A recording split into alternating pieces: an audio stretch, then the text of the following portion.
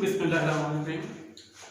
Last lecture में हम लोग ये डिस्कस कर रहे थे कि हाइड्रोक्साइड आयन जो है ये बहुत अच्छा लिविंग ग्रुप नहीं है, और इसके पीछे रीजन हम ये दे रहे थे कि चूंकि ये स्ट्रॉन्ग एसिड का कॉन्जुगेट बेस नहीं है तो दैट्स व्हाई कि ये बहुत अच्छा लिविंग ग्रुप नहीं है। हमने बात की थी कि अच्छे लिविंग ग्रुप वो होते हैं जो स्ट्रॉन्ग एसिड के कॉन्जुगेट बेस होते हैं। तो फिर अल्कोहल्स के ऊपर जो है वो कैसे न्यूक्लियोफिलिक सब्स्टिट्यूशन करवाई जाए, क्योंकि अल्कोहल्स के अंदर तो OH ग्रुप होता है, OH ग्रुप हम कह रहे हैं कि ये अच्छा लिविंग ग्रुप नहीं है। तो कब लास्ट लेक्चर में हम ये बात कर रहे थे कि एक तरह से जो है वो अल्कोहल्स के ऊपर सब्स्टिट्यूशन करवाई जा सकती है कि समहाउ OH को आप अच्छे लिविंग ग्रुप में बदल दो।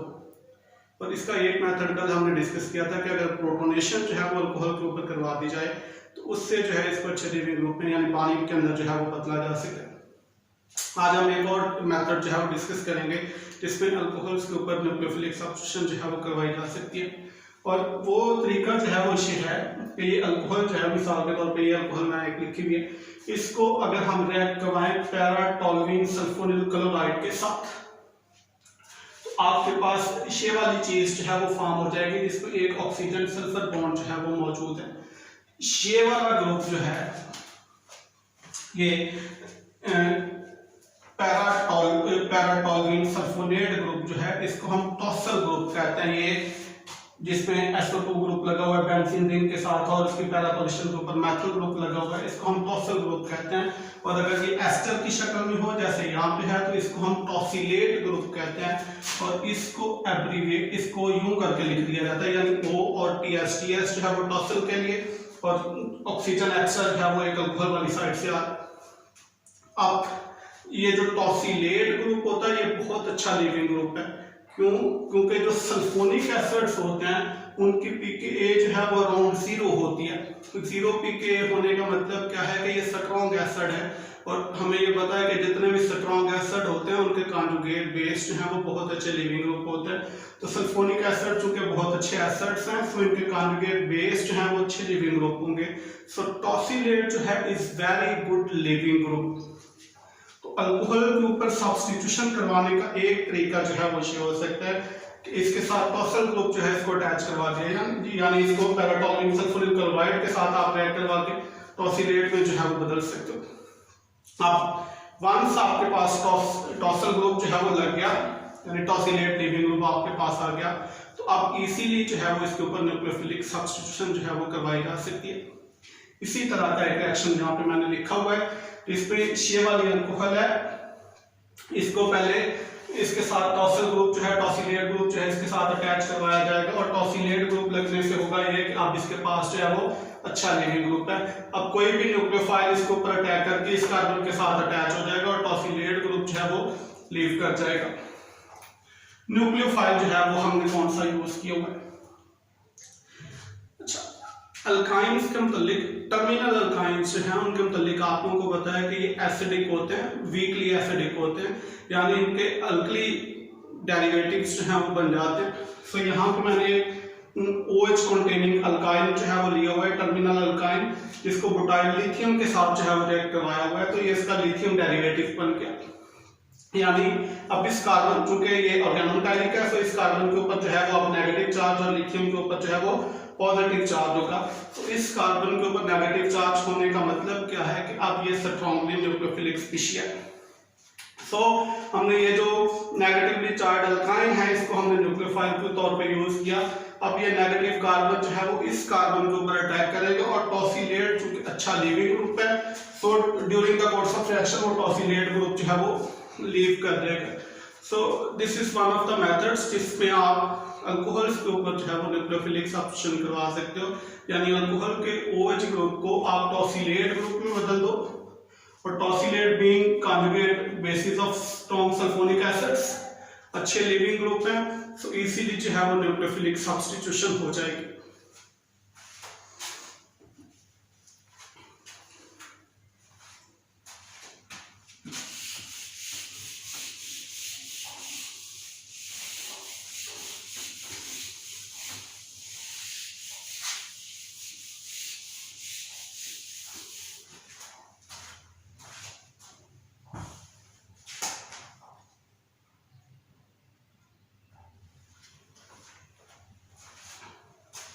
अब एक और तरीका हम देखेंगे, इसमें भी अल्कोहल के ऊपर जो है वो न्यूक्लियोफिलिक सब्स्टिट्यूशन करवाई जाती है और ये एक नेम रिएक्शन है।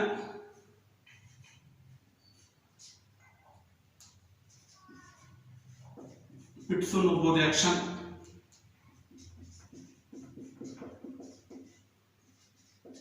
ये पिट्सो-नोबो रिएक्शन जो है, ये रिएक्शन की उस कैटेगरी से बिलोंग करता है जिनको हम मल्टी कंपोनेंट रिएक्शंस कहते हैं। यानी मल्टी कंपोनेंट रिएक्शंस में ये होता है कि ये वन पॉट मल्टी कंपोनेंट जो है वो सिंथेसिस होती है।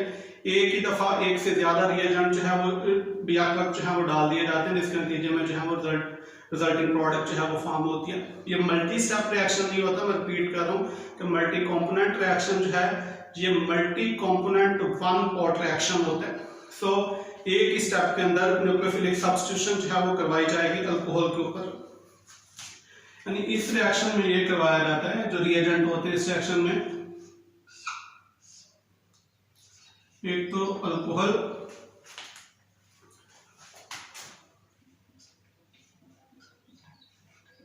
न्यूक्लियोफाइल।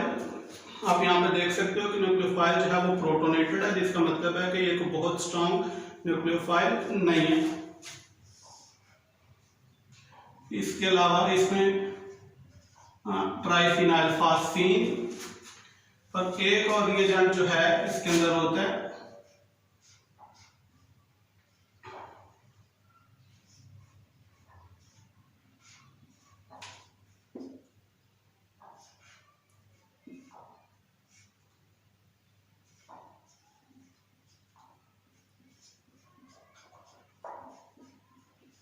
DEAT, यानी डाईएथल एसो डाइकार्बोक्सिलेट। डाईएथल एसो डाइकार्बोक्सिलेट, डाईएथल एसो डाइकार्बोक्सिलेट, ये रिएजेंट जो है वो डाला जाता है। सो ये मल्टी कंपोनेंट रिएक्शन है जिसमें चार जो है वो कंपोनेंट इसके होते हैं, यानी अल्कोहल, न्यूक्लियोफाइल जो वीकली न्यूक्लियोफिलिक है, ट्राइफिनाइल फास्फीन और ये DEAT। और रिजल्टिंग प्रोडक्ट इसकी जो है वो क्या होगी, न्यूक्लियोफिलिक सब्स्टिट्यूशन होगी अल्कोहल के ऊपर और ये फाइनल प्रोडक्ट जो है वो बन जाएगी। अब ये वाला रिएक्शन जो है वो किस तरह से होता है, यानी इसकी मैकेनिज्म जो है वो किस तरह से होती है, तो इसकी मैकेनिज्म थोड़ी सी लंबी है, लेकिन अगर हम आहिस्ता आहिस्ता करके चलेंगे तो इजीली जो है इसकी मैकेनिज्म को अंडरस्टैंड किया जा सकता है। यानी इसकी मैकेनिज्म को हम स्टार्ट करें तो सबसे पहला स्टेप जो होता है कि ये DEAD, और पहले स्टेप के अंदर ये DEAD और ट्राइफिनाइल फास्फीन जो है वो इन्वॉल्व होते हैं। सो हम स्टार्ट करते हैं, आप इजीली जो है वो समझ सकते हो अगर आहिस्ता आहिस्ता चलो तो इसकी मैकेनिज्म को। यानी स्टेप 1 के अंदर जो है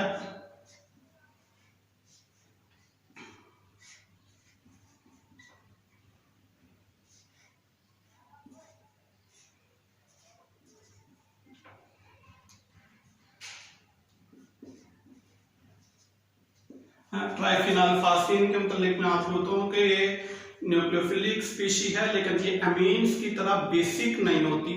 सो पहला स्टेप जो है इस पे होगा कि ये ट्राइफिनाइल फास्फीन जिसमें फास्फोरस के ऊपर जो है वो लोन पेयर है वो अटैक करेगी इस नाइट्रोजन के ऊपर, और ये एक पाई बॉन्ड जो है वो शिफ्ट हो जाएगा दूसरे नाइट्रोजन के ऊपर। इसके नतीजे के तौर पे इस नाइट्रोजन के ऊपर नेगेटिव चार्ज आ जाएगा।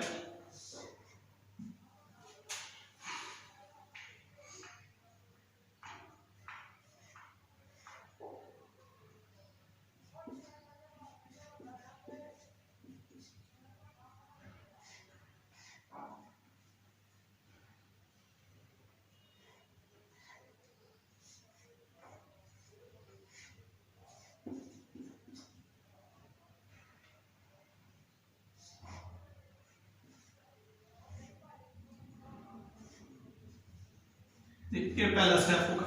अब इस नाइट्रोजन के ऊपर जो है जो नेगेटिव चार्ज है, this is stabilised by neighbouring electron withdrawing carbonyl group, यानी इसका एक और रेजोनेंस स्ट्रक्चर जो है वो बन सकता है।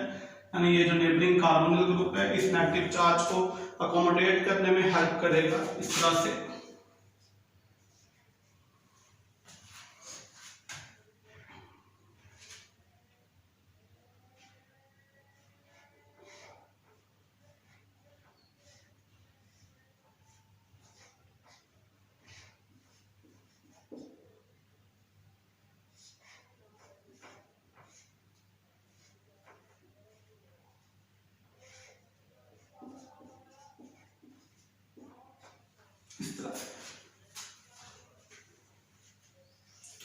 अब ये वाली स्पीशीज जो आपके पास बनी है जिसमें नाइट्रोजन के ऊपर जो है वो नेगेटिव चार्ज है, ये जो हमने वीक न्यूक्लियोफाइल जो है वो यूज किया था, इसको डीप्रोटोनेट करेगी। इसकी डीप्रोटोनेशन होने का मतलब ये है कि इसके नतीजे में ये स्ट्रॉन्ग न्यूक्लियोफाइल में बदल जाएगा। यानी दूसरा स्टेप जो है इसका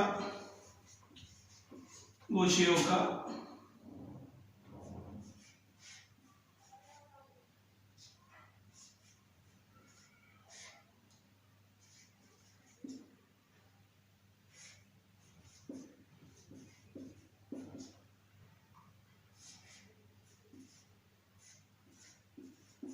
अब इस नाइट्रोजन के ऊपर जो नेगेटिव चार्ज आया हुआ है, ये इस न्यूक्लियोफाइल में से जो वीकली न्यूक्लियोफिलिक स्पीशीज उसमें से प्रोटॉन खींच लेगी, जिसका नतीजा जो है वो ये होगा कि स्ट्रॉन्ग न्यूक्लियोफाइल जो है वो पैदा हो जाएगा।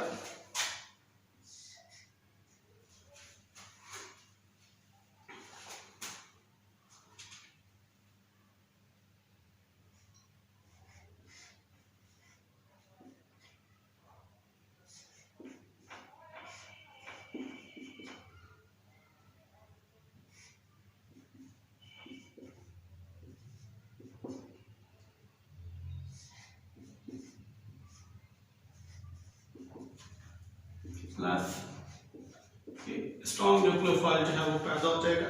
यानी अब तक जितनी मैकेनिज्म हमने डिस्कस की है, इसका नतीजा जो है वो ये है कि अब स्ट्रॉन्ग न्यूक्लियोफाइल जो है वो आपके पास पैदा हो गया। अब थर्ड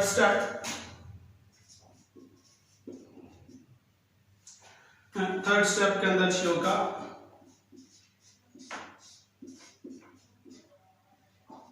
कि ये अल्कोहल इसमें ऑक्सीजन के ऊपर जो है वो लोन पेयर है, इस फास्फोरस जिसके ऊपर पॉजिटिव चार्ज आया हुआ है इसके साथ बॉन्ड करेगी, और इसके साथ बॉन्डिंग का इसको फायदा ये होगा कि अब ऑक्सीजन फास्फोरस बॉन्ड का जब हम डिस्कस कर रहे थे, हमने बात की थी कि ऑक्सीजन सल्फर बॉन्ड या ऑक्सीजन फास्फोरस बॉन्ड हो तो वो इलेक्ट्रॉन के चूंकि बेटर अकोमोडेटर होते हैं, इसलिए वो अच्छे जो है वो लिविंग ग्रुप बन जाते हैं।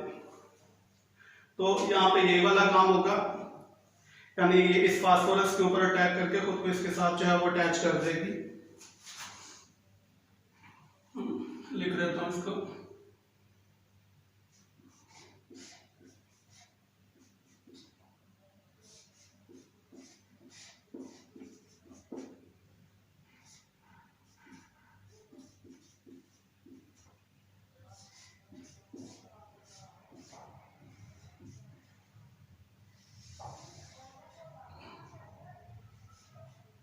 और ये बॉन्ड जो है वो नाइट्रोजन के ऊपर शिफ्ट हो जाएगा, जिससे इसके ऊपर जो है वो पॉजिटिव नेगेटिव चार्ज आ जाएगा। अब आपके पास क्या चीज जो है वो फॉर्म हो जाएगी, इस ऑक्सीजन के ऊपर पॉजिटिव चार्ज आ जाएगा प्लस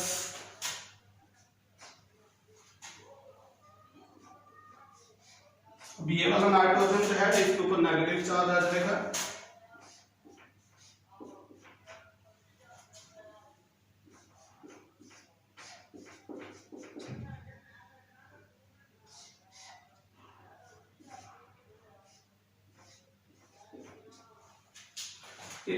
अब ये नेगेटिवली चार्ज नाइट्रोजन जो है वो यहाँ से प्रोटॉन खींच लेगा, और इस प्रोटॉन के खींचने से यानी इस डीप्रोटोनेशन के नतीजे में इस ऑक्सीजन का पॉजिटिव चार्ज है वो कंपनसेट हो जाएगा। यानी यहाँ मैं इसको लिखता हूँ, अब आपके पास जो है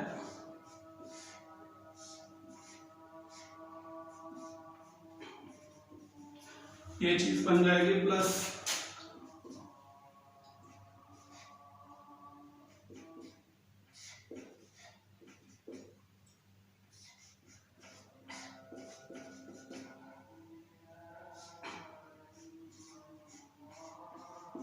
ये इस रिएक्शन की बाई प्रोडक्ट होगी। अब यहाँ पे आप देखें कि ये ऑक्सीजन में अब OH की बजाय ऑक्सीजन फास्फोरस बॉन्ड मौजूद है, यानी आप जो है वो अच्छा लिविंग ग्रुप जो है वो मौजूद है, और दूसरी तरफ एक स्ट्रॉन्ग न्यूक्लियोफाइल जो है वो भी बना हुआ है। तो अब फाइनल स्टेप जो है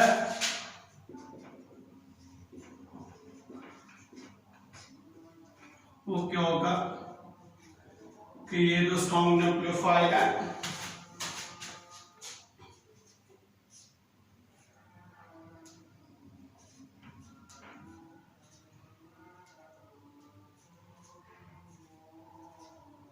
वो अटैक करेगा इस इलेक्ट्रोफिलिक कार्बन के ऊपर और ये लिविंग ग्रुप जो है वो लीव कर पाएगा, यानी ये फाइनल प्रोडक्ट बन जाएगी प्लस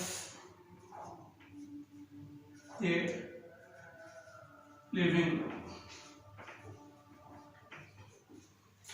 तो मिट्सुनोबू रिएक्शन जो है ये अच्छा तरीका है जिससे आप अल्कोहल जो है इसको कन्वर्ट कर इसके ऊपर न्यूक्लियोफिलिक जो है वो सब्स्टिट्यूशन करवा सकते हो। ये multi component one pot synthesis होती है। मैं दोबारा से सारे रिएक्शन को जो है रिपीट करता हूँ, यानी इस रिएक्शन के अंदर एक से ज्यादा कंपोनेंट, दो से ज्यादा कंपोनेंट जो है मौजूद होते हैं। अल्कोहल, न्यूक्लियोफाइल जो कि बहुत ज्यादा स्ट्रॉन्ग नहीं है, DEAD यानी डाईएथल एसो डाइकार्बोक्सिलेट और ट्राइफिनाइलफास्फीन, और इसका फाइनल जो है वो रिजल्ट ये है कि अल्कोहल के ऊपर न्यूक्लियोफिलिक सब्स्टिट्यूशन हो जाएगी, न्यूक्लियोफाइल खुद को जो है वो अटैच कर देगा OH की जगह पे। मैकेनिज्म की बात तो सबसे पहले जो ट्राइफिनाइलफास्फीन जो न्यूक्लियोफाइल है लेकिन बेस नहीं है, वो DEAD के इस नाइट्रोजन के ऊपर अटैक करेगी और इस फास्फोरस के ऊपर जो है वो पॉजिटिव चार्ज आ जाएगा, दूसरे नाइट्रोजन पे नेगेटिव चार्ज आ जाएगा। इस नाइट्रोजन पे जो नेगेटिव चार्ज आया हुआ है this is stabilised through resonance. अब इस नाइट्रोजन का नेगेटिव चार्ज है वो न्यूक्लियोफाइल में से प्रोटॉन खींच लेगा और उसका फायदा ये होगा कि स्ट्रॉन्ग न्यूक्लियोफाइल जो है वो पैदा हो जाएगा। तीसरे स्टेप में जो अल्कोहल का ऑक्सीजन है वो खुद को अटैच कर देगा इस फास्फोरस के साथ और उसका रिजल्ट जो है एंड रिजल्ट ये होगा कि ये अच्छा लिविंग ग्रुप पैदा हो गया। अब अल्कोहल में ऑक्सीजन फास्फोरस बॉन्ड बन चुका है जो कि अच्छा लिविंग ग्रुप है, स्ट्रॉन्ग न्यूक्लियोफाइल जो है वो पैदा हो चुका है। तो न्यूक्लियोफाइल इस इलेक्ट्रोफिलिक कार्बन के ऊपर अटैक करेगा और ये लिविंग ग्रुप बन के निकल जाएगा। ये फाइनल प्रोडक्ट जो है वो फॉर्म हो जाएगी। देखते हैं इसको।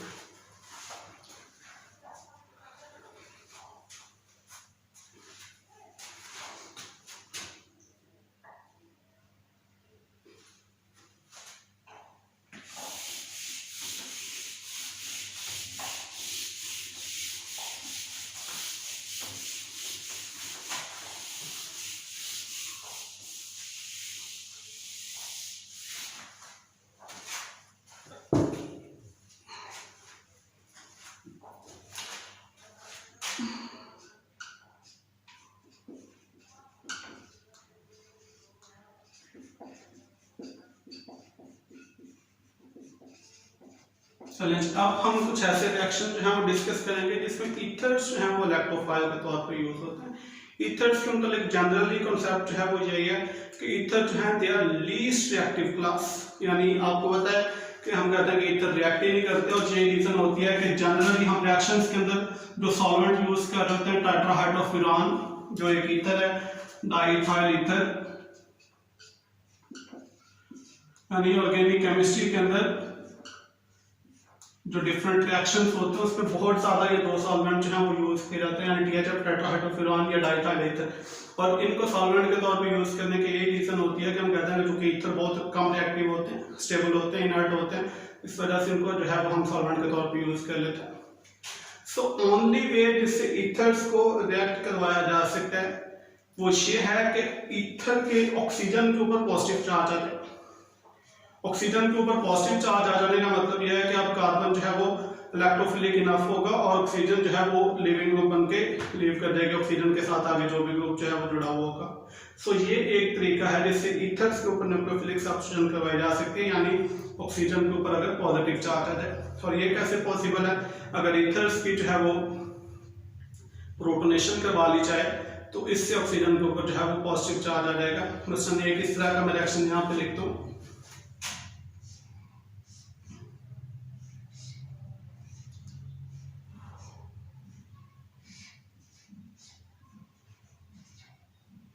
मसलन ये अल्काइल अराइल ईथर जिसमें यानी ऑक्सीजन की एक तरफ जो है वो अल्काइल ग्रुप है, मिथाइल दूसरी तरफ फिनाइल ग्रुप है यानी एक अराइल ग्रुप है। इसको अगर हम हाइड्रोजन आयोडाइड के साथ क्या करवाएं जो कि बड़ा स्ट्रॉन्ग एसिड है तो इस ऑक्सीजन के ऊपर जो है वो प्रोटोनेशन हो जाएगी जिससे ऑक्सोनियम आयन जो है वो फॉर्म हो जाएगा, ये वाला।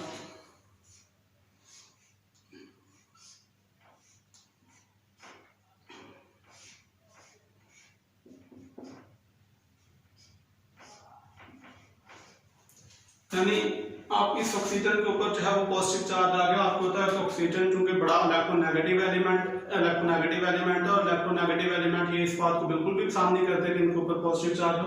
तो अब इसकी स्ट्रॉन्गेस्ट टेंडेंसी होगी कि ये एक तरफ से इलेक्ट्रॉन जो है वो अपनी तरफ खींच ले, यानी अब कार्बन जो है वो स्ट्रॉन्गली न्यूक्लियोफिलिक है। तो अब दूसरी तरफ आपको इलेक्ट्रोफिलिक कार्बन है इसके जो नेबर में है। अब दूसरी तरफ आपके पास स्ट्रॉन्ग न्यूक्लियोफाइल आयोडाइड मौजूद है। तो आयोडाइड जो है वो कार्बन के ऊपर अटैक करेगा और ये अटैक डेफिनेटली इस कार्बन के ऊपर होगा। आयोडाइड इस कार्बन के ऊपर अटैक नहीं करेगा, उसकी रीजन के एक तो ये sp2 कार्बन है और आपको पता है न्यूक्लियोफिलिक सब्स्टिट्यूशन जो है वो sp3 कार्बन के ऊपर होती है। तो ये आयोडाइड इस मिथाइल वाले कार्बन के ऊपर जो है वो अटैक करेगा और ये लीव कर जाएगी, फिनोल जो है वो लीव कर जाएगी, यानी आपके पास मिथाइल आयोडाइड बन जाएगी।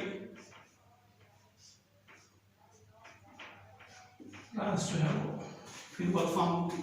तो ये एक तरीका है जिससे आप ईथर्स के ऊपर न्यूक्लियोफिलिक सब्स्टिट्यूशन करवा सकते हो, यानी ईथर के ऑक्सीजन के अगर ऑक्सीजन के ऊपर अगर प्रोटोनेशन करवा दी जाए तो देन न्यूक्लियोफाइल जो है वो साथ वाले कार्बन पे अटैक करेगा और एक ग्रुप जो है वो लिविंग ग्रुप बन के निकल जाएगा।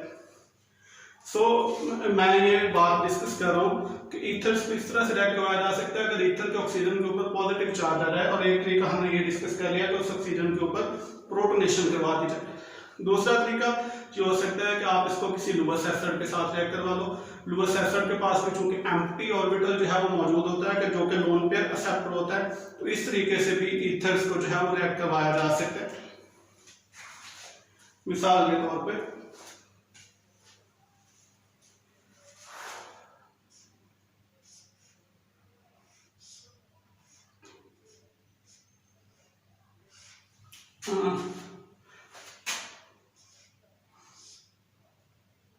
ये वाली ईथर जो है अगेन हम एग्जांपल के तौर पे ले लेते हैं, और जो लुईस एसिड हम यूज करेंगे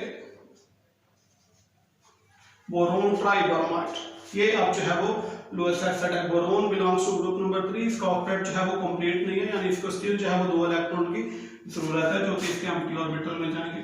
सो ऑक्सीजन अपने जो इलेक्ट्रॉन है वो डालेगा इस बोरोन के एम्प्टी ऑर्बिटल्स के अंदर, और जिसका नतीजा जो है वो ये होगा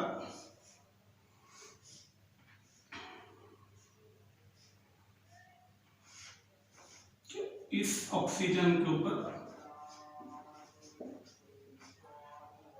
पॉजिटिव चार्ज आ जाएगा।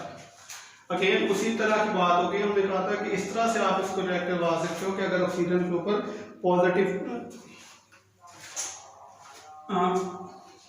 चार्ज आ जाए, इसमें एक ब्रोमाइड जो है वो कर जाएगा, यानी इसको हम शो करवा सकते हैं। तीनों ब्रोमाइड अगर मैं अलग-अलग 10 लिख दूं, फाइनली एक ब्रोमाइड जो है वो लीव कर जाएगा इस तरह से। अब इस ऑक्सीजन के ऊपर जो है वो पॉजिटिव चार्ज आ गया चूंकि, तो अब इसके ऊपर न्यूक्लियोफिलिक सब्स्टिट्यूशन जो है वो पॉसिबल है, यानी अगर आपके पास अब न्यूक्लियोफाइल है तो इस मिथाइल ग्रुप के ऊपर जो है वो अटैक करेगा और ये वाला बॉन्ड जो है वो शिफ्ट हो जाएगा ऑक्सीजन के ऊपर।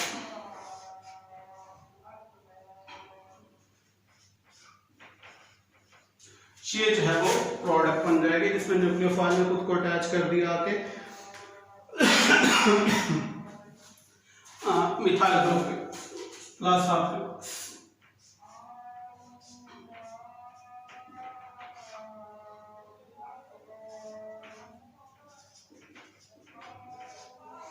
ये लिविंग ग्रुप होगा, और इसके अगर हाइड्रोलिसिस करवा दी जाए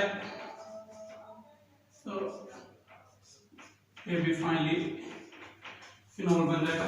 तो इस तरीके से ईथर्स के ऊपर जो है वो न्यूक्लियोफिलिक सब्स्टिट्यूशन करवाई जा सकती है, यानी 2 तरीके, यानी मेथड एक है ऑक्सीजन के ऊपर किसी तरह से पॉजिटिव चार्ज है वो जनरेट करना है, और 2 मेथड हमने डिस्कस कर लिए। एक तो ये कि इस ऑक्सीजन की प्रोटोनेशन करवा दी जाए, और दूसरा ये कि इसको किसी लुईस एसिड के साथ रिएक्ट करवा दिया जाए। लुईस एसिड चूंकि इलेक्ट्रॉन पेयर एक्सेप्टर होता है, तो उसके नतीजे में भी इस ऑक्सीजन पे पॉजिटिव चार्ज आ जाएगा, फिर भी रिएक्ट कर लेगी और इस तरह की प्रोडक्ट जो है वो फॉर्म होगी।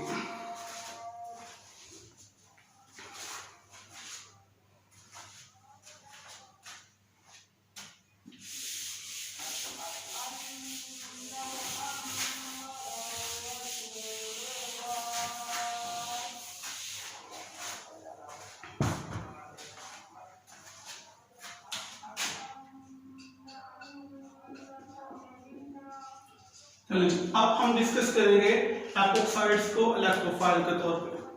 एपोक्साइड्स के अंदर लिखा आपको होता है कि ये साइक्लिक ईथर्स होते हैं, यानी अगर मैं यहाँ पे लिखूं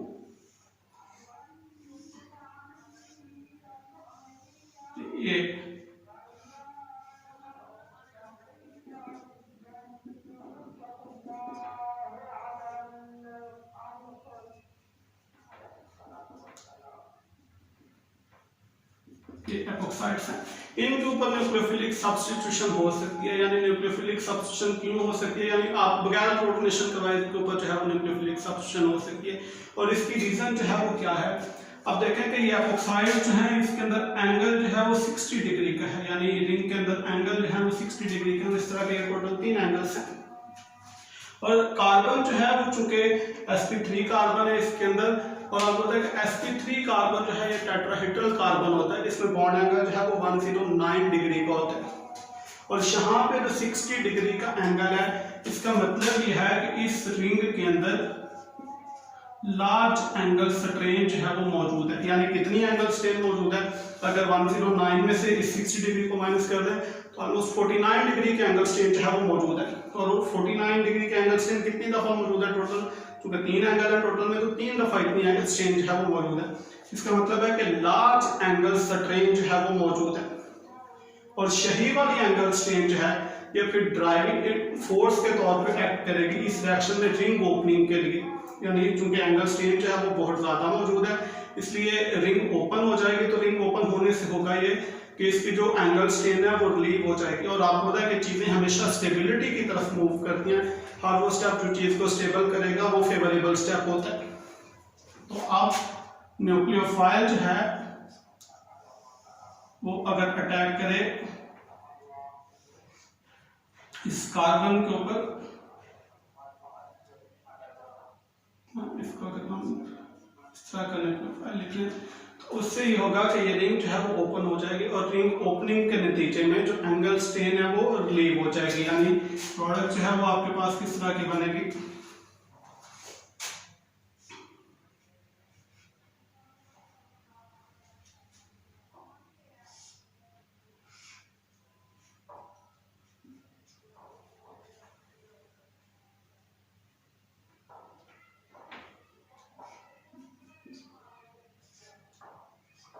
ये तो इससे होगा कि रिंग जो है वो ओपन हो गई। तो अब ये टेट्राहेड्रल कार्बन बन गया, यानी आप एंगल जो है वो 109 डिग्री का हो गया। तो न्यूक्लियोफाइल जब भी इस तरह के एपोक्साइड के ऊपर अटैक करेगी तो इसकी एंगल स्ट्रेन जो है वो रिलीव हो जाएगी। फाइनली ये यहाँ से प्रोटॉन जो है वो ले लेगी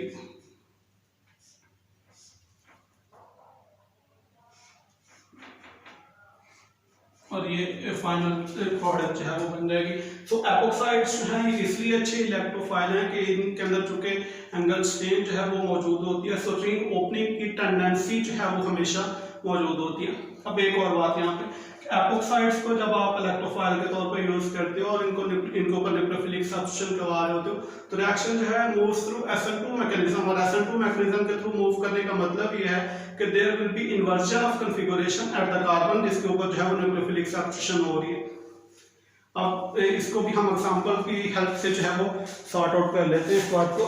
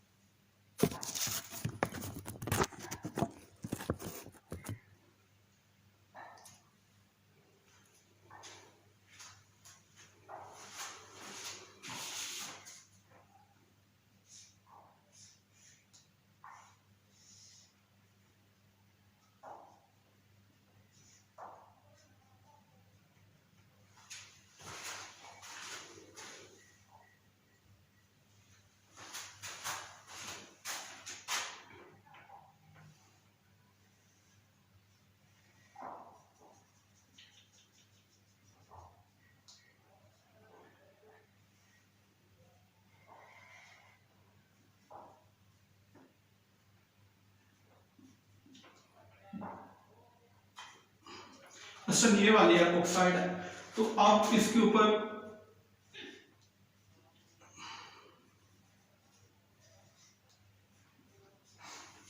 अगर ये वाली जो सेकेंडरी अमीन है इस कार्बन के ऊपर अटैक करे तो जो प्रोडक्ट आपके पास फाइनल बनेगी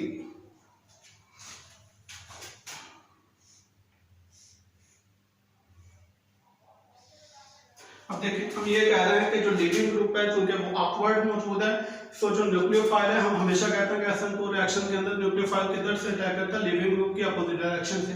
तो अगर लिविंग ग्रुप अपवर्ड मौजूद है तो leaving group will attack from beneath, यानी आपके पास प्रोडक्ट में ये जो न्यूक्लियोफाइल जुड़ेगा ये पीछे से जुड़ेगा आके और कॉन्फ़िगरेशन जो है वो इन्वर्ट हो जाएगी, यानी ये वाला हाइड्रोजन जो बैक पे था अब ये ऊपर की तरफ आ जाएगा।